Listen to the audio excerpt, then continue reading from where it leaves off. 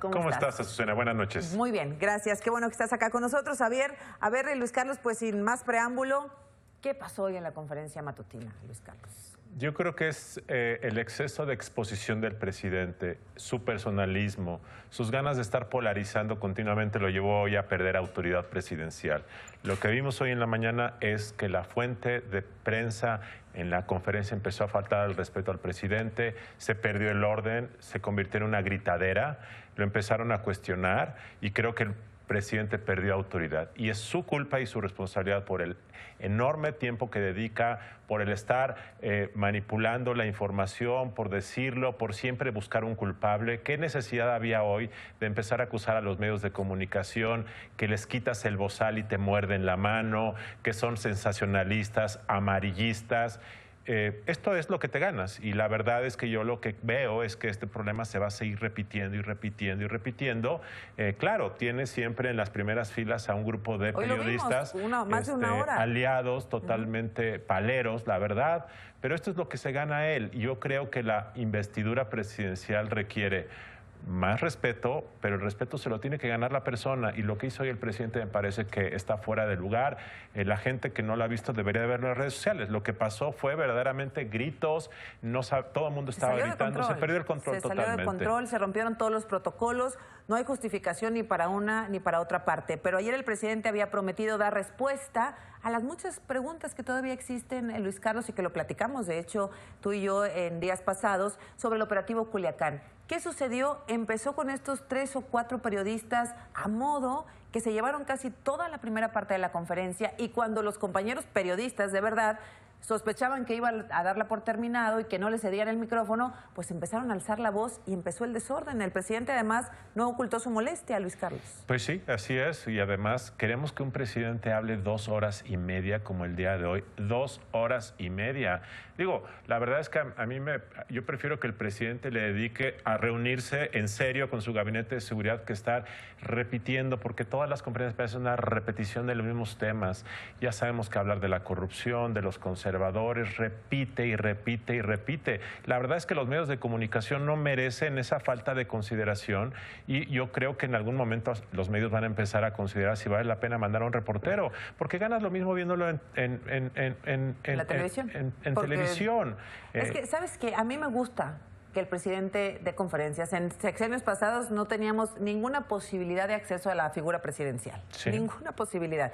Me gusta que el presidente esté ahí, pero un ejercicio verdadero de transparencia implica responder lo que se pregunta. Claro. Porque el otro es un monólogo. Sí, bueno, entonces hay que exigir al presidente que conteste en 3 minutos. No puede contestar preguntas en 25 minutos. O 40 minutos. O 40 minutos. Eso es propaganda. Sí es positivo que el presidente dé la cara, pero para rendir cuentas, no para hacer propaganda, no para polarizar, no para desviarse, irse por la tangente. El otro día, ahorita venía viendo, le preguntaron que qué opinaba de la NOM 035. La NOM 035 es una nueva norma en donde se le exige al patrón que cuide el estado de ánimo y evite el estrés laboral.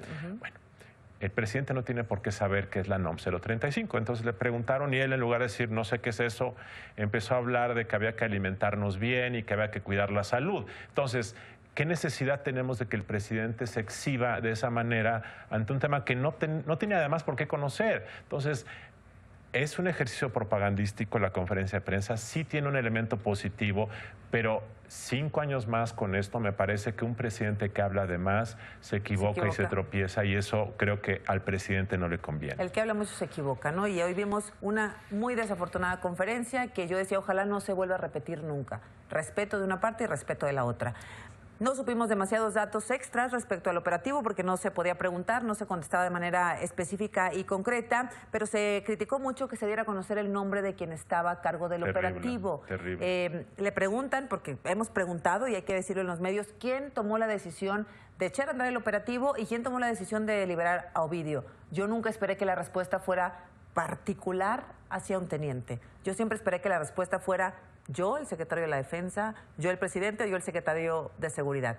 ¿Expusieron a este teniente de quien pues ya no vale la pena repetir su nombre, Luis Carlos? A mí me parece que el que está a cargo de operativos de esta envergadura contra el crimen organizado, decir quién es, y además repitieron 3 veces el apellido porque no escuchaban qué decía, me parece que es exhibirlos y me parece que el gran problema es que las Fuerzas Armadas hay una suerte de sensación de humillación porque el secretario de la Defensa Nacional lo pones ahí con los gritos, los periodistas, lo sientas 2 horas o 3 horas ahí, porque nunca se sabe quién tuvo el control. Claramente aquí lo que está claro es que el ejército, las Fuerzas Armadas y el Secretario de la Defensa y el sector de Seguridad Pública no tienen una buena relación, hay contradicciones. Una cosa que está quedando clara es que es muy difícil que un civil pueda tener el control de una Guardia Nacional que está militarizada.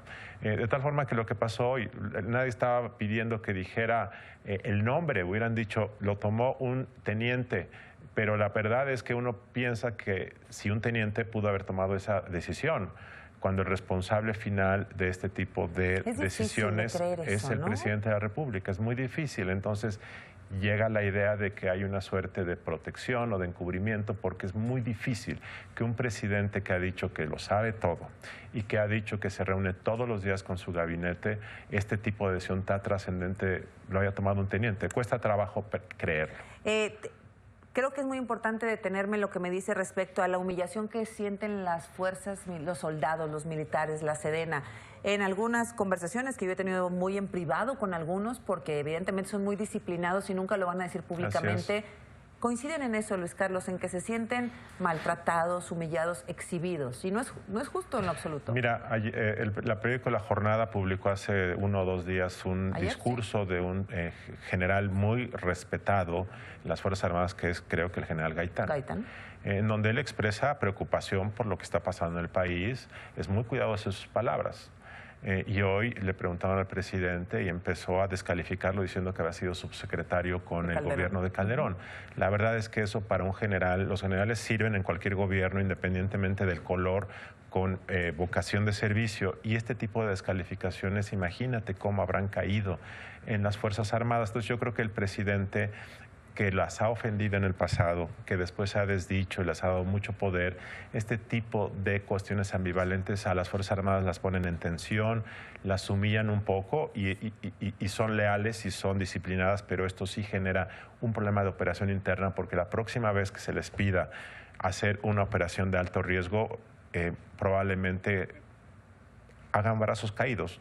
Difícilmente lo harán, pero este tipo es muy desgastante. Bueno, pues hoy ojalá que sirva como un punto de inflexión, digamos, ¿no? No lo creo, Azucena, porque el presidente de la República tiene un instinto natural a la polarización, tiene un instinto natural a estar confrontando. Difícilmente vamos a ver que el presidente diga, señores de la prensa, vamos a tener un nuevo diálogo. Sí, no va a poder cambiar su estilo de responder preguntas, no es su estilo. Entonces, desafortunadamente, yo creo que eso no lo vamos a ver, Azucena. Ojalá te equivoques. Ojalá me equivoque. Luis Carlos.